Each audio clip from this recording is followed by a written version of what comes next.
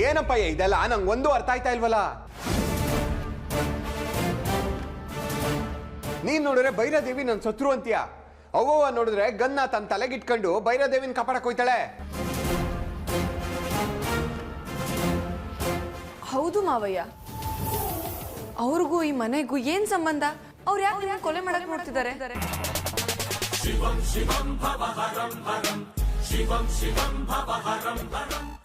Letter ಬೇರೆ ಕಳ್ಸಿದ್ದಾರೆ. ಇದನ್ನೆಲ್ಲ ನೋಡ್ತಿದ್ರೆ ಮುಂಚೆ ಏನು ನಡೆದಿದೆ ಅಂತ ಅನಿಸ್ತಿದೆ.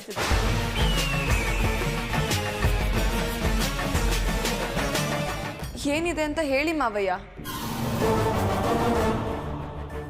ಯಾಕೆ ಸುಮ್ಕೆ ನಿಂತ್ಬಿಟ್ಟು ಏನಾದ್ರು ಮಾತಾಡಪ್ಪಯ್ಯ. ನನ್ನ ಮನಸ್ಸು ಸರಿಗಿಲ್ಲ.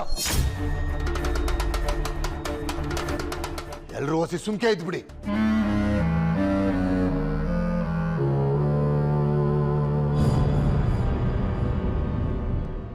ಹೋಗ್ಲಿ ಬಿಡು ಅಪ್ಪಯ್ಯ, ನೀನ್ ಆರಾಮಾಗಿರು. ಮೊದಲೇ ನಿಂಗೆ ಆರೋಗ್ಯ ಬೇರೆ ಸರಿ ಇಲ್ಲ.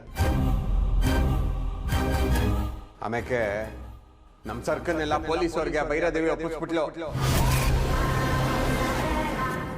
ನಮಸ್ಕಾರ ಕಮಿಷನರ್ ಸಾಹೇಬ್ರಿಗೆ. ಸದ್ಯಕ್ಕೆ ಸರ್ಕ್ ತಗೊಂಡೋಗಿ.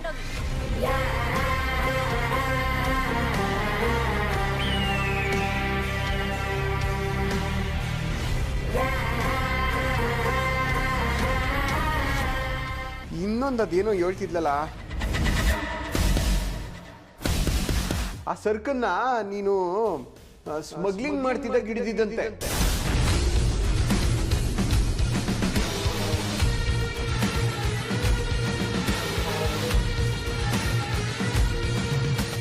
ಅವಳು ಹೇಳಿದ್ದಿಟ್ವಾ ಅಪ್ಪಯ್ಯ? ಛೆ, ಅಂತ ಕೆಲ್ಸವಲ್ಲ. ನಾನು ಕತ್ ಕುಯ್ತೀನಿ ಎಂದು ಮಾಡಕ್ಕಿಲ್ಲ ಮಗನೆ. ಇದೆಲ್ಲ ಆ ಭೈರದೇವಿ ನಮ್ಮಿಬ್ಬರ ಮಧ್ಯೆ ತಂದಿಕ್ಕಿ ದೂರ ಮಾಡಕ್ಕೆ ಪ್ರಯತ್ನ ಮಾಡ್ತಿರೋದು. ನಿನಗೆ ನಿಮ್ಮ ಅಪ್ಪಯ್ಯನ ಮ್ಯಾಗೆ ನಂಬಿಕೆ ಇಲ್ವಾ ಮಗನೆ? ನನಗೆ ನಿನ್ ಮ್ಯಾಗ ನಂಬಿಕೆ ಅದೇ ಅಪ್ಪಯ್ಯ.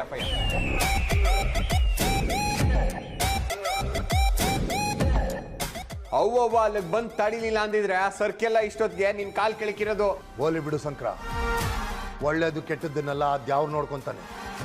ನೀನ್ ಚಿಂತೆ ಮಾಡಬೇಡ, ಆರಾಮಾಗಿರು.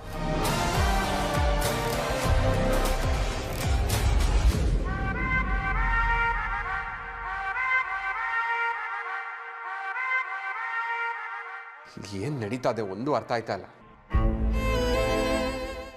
ಎಲ್ಲ ದ್ಯಾವ್ರಿಗೆ ಗೊತ್ತಿರಬೇಕು. ಜೋಗಿಯವ್ರೆ, ಏನೂ ಆಗಿರಲ್ಲ. ನೀವು ನೊಂದ್ಕೊಂಡು ಏನೇನೋ ಯೋಚನೆ ಮಾಡಬೇಡಿ. ಹೊರಗಡೆ ಎಲ್ಲ ಓಡಾಡಿ ಸುಸ್ತಾಗಿರ್ತೀರಾ, ನಡೀರಿ ರೆಸ್ಟ್ ಮಾಡಿ.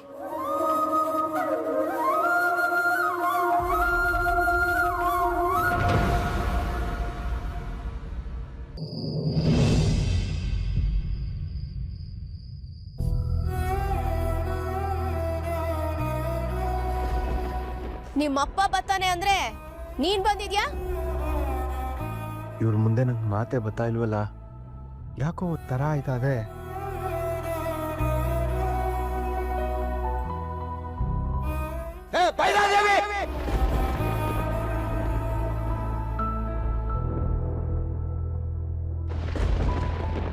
ಏನೋ ಸ್ಯಾನೆ ಯೋಚನೆ ಮಾಡ್ತಾ ಇರಂಗಿದ್ಯಾ? ಏನಾಯ್ತು?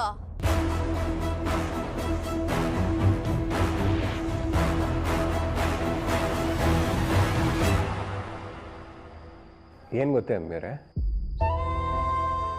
ನಾನು ಇಷ್ಟು ವರ್ಷದ ಎಕ್ಸ್ಪೀರಿಯನ್ಸ್ನಾಗೆ ಯಾವತ್ತೂ ಯಾರ ಮ್ಯಾಗೂ ಕೈ ಎತ್ತಿ ಸುಮ್ಕೆ ಆದವನಲ್ಲ. ಆದರೆ ಯಾಕೋ ಆ ಭೈರದೇವಿ ಮ್ಯಾಗ ಕೈ ಮಾಡಕ್ಕೆ ಮನಸ್ಸು ಬರಲಿಲ್ಲ.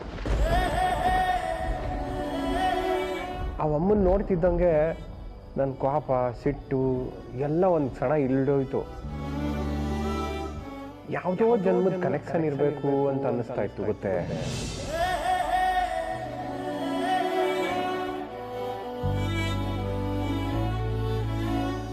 ಅಂದರೆ ನೀವು ಕೈ ಎತ್ತಿದ್ರಿ, ಆದರೆ ನಿಮಗೆ ಹೊಡಿಯೋಕ್ಕಾಗಲಿಲ್ಲ ಅಲ್ವಾ?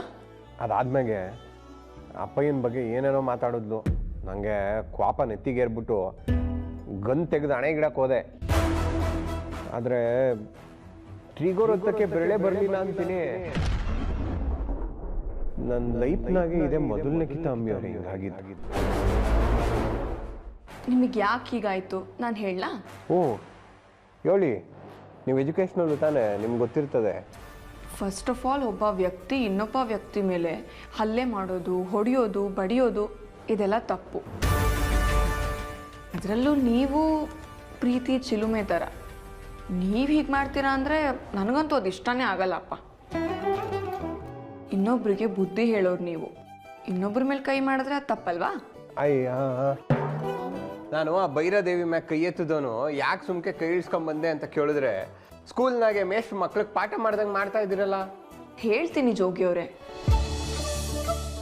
ವಯಸ್ಸಲ್ಲಿ ಅವರು ನಿಮಗಿಂತ ದೊಡ್ಡವರು, ಅದು ಅಲ್ಲದೆ ಒಂದು ಹೆಣ್ಣು ಬೇರೆ, ಅದಕ್ಕೆ ನಿಮಗೆ ಅವ್ರ ಮೇಲೆ ಕೈ ಮಾಡೋಕ್ಕೆ ಮನ್ಸು ಬಂದಿಲ್ಲ ಅಷ್ಟೇ.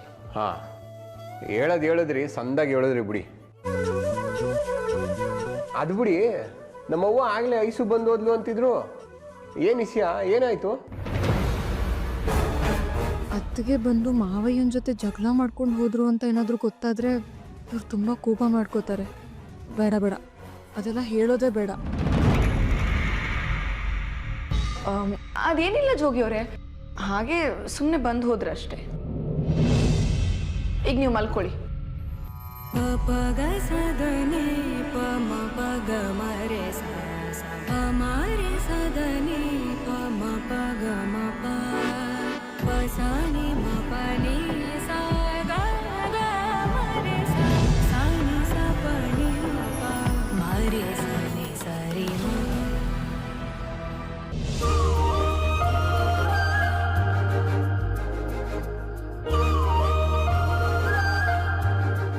ಯಾಕಮ್ಮಿಯವರೇ ಕುಂತ್ಕೊಂಡೇ ಇದ್ದೀರಾ? ಮನೆ ಕಲಕ್ಕಿಲ್ವೇ? ನಿದ್ದೆ ಬಂದಿಲ್ಲ ಜೋಗಿಯವ್ರೆ. ನೀವ್ಯಾಕೆದ್ರಿ?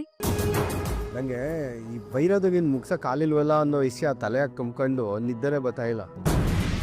ಇಲ್ಲ ಇಲ್ಲ, ಇವ್ರನ್ನ ಭೈರಾದೇವಿ ವಿಷಯದಲ್ಲಿ ಹೀಗೆ ಬಿಟ್ರೆ ಆಗಲ್ಲ.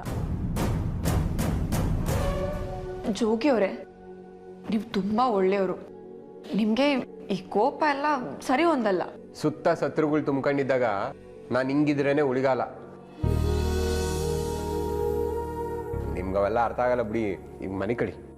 ಜೋಗಿಯವರೇ, ನೀವು ಹೇಳ್ತಿರೋ ತಪ್ಪು ಅಂತ ನಾನು ಹೇಳ್ತಾ ಇಲ್ಲ, ಆದರೆ ಕೋಪ ಅನ್ನೋದು ಮನುಷ್ಯನ ಕೈಯಲ್ಲಿ ಏನು ಬೇಕಾದರೂ ಮಾಡಿಸ್ಬಿಡುತ್ತೆ. ನೀವು ಅದ್ರ ಕೈಗೆ ಸಿಕ್ಕಾಕೋಬಾರ್ದು ಅನ್ನೋದಷ್ಟೇ ನನ್ನ ಉದ್ದೇಶ. ಅದಕ್ಕೆ ಈಗ ಏನು ಮಾಡಬೇಕು ಅಂತೀರಾ? ನೀವು ಏನೂ ಮಾಡಬೇಕಾಗಿಲ್ಲ. ನಾನು ಇವಾಗ ಹೇಳೋ ಒಂದಷ್ಟು ಮಾತುಗಳನ್ನ ನಿಮ್ಮ ತಲೆಯಲ್ಲಿ ಇಟ್ಕೊಂಡಿದ್ರೆ ಅಷ್ಟೇ ಸಾಕು. ಸರಿ ಆಯಿತು, ಅದೇನು ಅಂತ ಹೇಳಿ. ನೀವೇನು ಹೇಳಿದ್ರು ನಾನು ಒಳ್ಳೆಯದಕ್ಕೆ ತಾನೇ ಹೇಳ್ತೀರಾ? ನಾನು ಕೇಳ್ತೀನಿ, ಹೇಳಿ. ಮೊದಲನೇದಾಗಿ, ಕೋಪ ಮಾಡ್ಕೊಳ್ಳೋದ್ರಿಂದ ಸಮಸ್ಯೆ ಸಂಪೂರ್ಣವಾಗಿ ಬಗೆಹರಿಯುತ್ತಾ ಅನ್ನೋದ್ರ ಬಗ್ಗೆ ಯೋಚನೆ ಮಾಡಬೇಕು.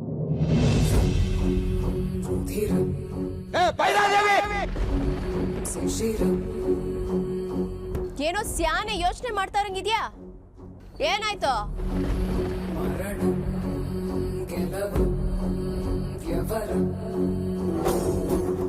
ಆಮೇಲೆ ಎರಡನೇದಾಗಿ, ನಾವು ಕೋಪ ಮಾಡ್ಕೊಳ್ಳೋದ್ರಿಂದ ಯಾರ್ದಾದ್ರೂ ಜೀವಕ್ಕೆ ತೊಂದರೆ ಆಗುತ್ತಾ ಅಂತ ನಾವು ಯೋಚನೆ ಮಾಡಬೇಕು.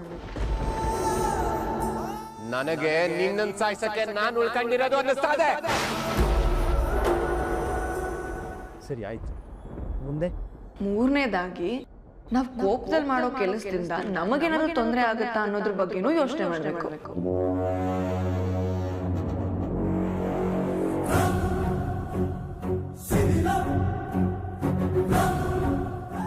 ಆಯಿತು ಅಮ್ಮಿಯವರೇ, ಮುಗೀತೆ? ಇನ್ನೂ ಇದೆ, ಕೇಳಿ. ಈ ಮೂರೂ ಪ್ರಶ್ನೆಗಳಿಗೆ ನಿಮ್ಮ ಹತ್ರ ಉತ್ತರ ಇದ್ರೆ ನಿಮ್ಮ ಕೋಪಕ್ಕೆ ಒಂದು ಬೆಲೆ ಬರುತ್ತೆ. ಆಗ ನೀವು ಕೋಪ ಮಾಡ್ಕೊಂಡ್ರೆ ಅದಕ್ಕೊಂದು ಅರ್ಥನೂ ಇರುತ್ತೆ. ಯಾವ ಪಾರ್ಟಿ ತಿಳ್ಕೊಂಬಿಟ್ಟಿದ್ದೀರಾ ನೋಡಿ ನೀವು. ಅದಕ್ಕೆ ನೀವು ನನ್ನ ಮಮ್ಮಿ ಅಂತ. ಇನ್ಯಾಗಿಂದ ನೀವು ಏನು ಹೇಳ್ತೀರೋ ನಾನು ಅದನ್ನೇ ಫಾಲೋ ಮಾಡ್ತೀನಿ.